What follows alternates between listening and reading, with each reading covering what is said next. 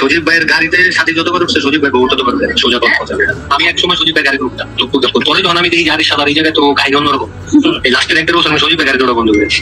আর্থিক সজীবের সাথে শায়লা সাথীর সকল কুকর্ম ফাঁস করে দিল তামিম খন্দকার। সজীব সবসময় মানুষের সামনে বলতো যে শায়লা সাথীকে নাকি তিনি ছোট বোনের মতন দেখে, কিন্তু ঘটনা ছিল অন্যরকম। আর সজীবের এই কথাটিতে ছিল শুধুমাত্র মানুষকে বুঝ দেওয়ার মতন শুধুমাত্র একটি অজুহাত। তামিম নিজে বলেন যে একটা সময় ছিল এমন যে আমি সজীবের গাড়িতে সবসময় উঠতাম, তখন আমি যখন সামনের সিটে বসতাম সজীব ভাই এবং কি শায়লা সাথী পিছনের সিটে বসতো, কিন্তু একটা সময়ের পরে দেখলাম যে ভাইরে ভাই ঘটনা তো খুবই সিরিয়াস।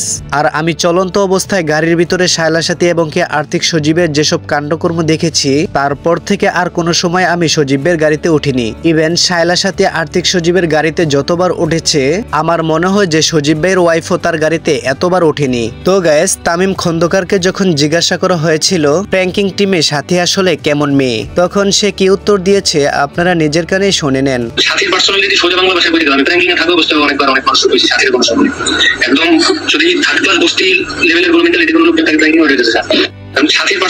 তো গাইস, সাথীর বিষয়ে তামিম খন্দকার কি বলেছে সেটা আপনারা নিজের কানে শুনে নিয়েছেন। আরেকটা বিষয় হচ্ছে সত্য কখনো গোপন থাকে না, মিথ্যে দিয়ে আজীবন চলা যায় না। তো সেই কারণে এই পর্যন্ত এসে সাথী কিন্তু আচ্ছা রকম ভাবে ফেসে গিয়েছে। প্রিয় দর্শক, আজকের ভিডিওটি এই পর্যন্তই। পরবর্তী ভিডিও আসার আগ পর্যন্ত আপনারা সবাই ভালো থাকবেন, সুস্থ থাকবেন।